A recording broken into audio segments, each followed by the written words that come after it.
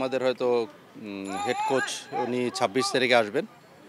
আসার পরবর্তী যেটা হলো যে যেহেতু ম্যাচ আছে এখানে ২টা ম্যাচ ২৬ আর ২৭ তারিখে ম্যাচের পরে আমরা ২৯ তারিখে ইন্টারকন্টিনেন্টালেই আমরা শুরু করতে যাচ্ছি ক্যাম্পিং।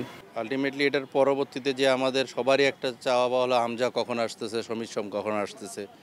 তো তাদেরও ম্যাচ আছে ওখানে। ম্যাচ শেষ করে ওরা হয়তো ৫ তারিখে উঠবে, ৬ তারিখে হামজা নামবে, ৭ তারিখে সমিত নামবে। লাস্ট টাইম আপনারা দেখেছেন যে হয়তো অনেক টিম থেকে প্লেয়ার কিন্তু ওই সময় ছাড়া হয় না। তো সেদিকে হয়তো কোচের একটা ইয়ে আছে যে একটা স্কোয়াড আমাদের করে যেহেতু ভিসা টিসা সবার ব্যাপার আছে, বাইরে যাওয়ারও প্ল্যানিং আছে। তো সেখানের সেই ক্ষেত্রে কিছু ও চিন্তা ভাবনা করা হয়েছে ২৯ তারিখে ম্যাচ এটা দেখার পরে আমাদেরকে প্লেয়ারদের ডাকার। আর ফামিদুলের যেটা ব্যাপারটা হচ্ছে হয়তো ২৭ তারিখ ওর একটা ইয়ে আছে, তারপরে জানা যাবে।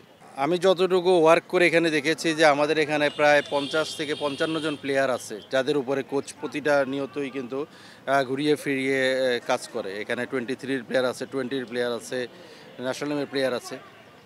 তো আমার মনে হয় যে ওই স্কোয়াড থেকে হয়তো তখন কোচ বেস্ট পসিবিলিটি টিমটাকে নিয়ে আসবে। জায়ান, কিউবা যারাই আছে, আরও অনেকের প্লেয়ার যাদেরকে আমরা দেখেছি, মোরশেদ আছে, অনেক প্লেয়ারই যারা আপকামিং আসতেছে। আমার মনে হয় সবাইকে সবার নজরে আছে।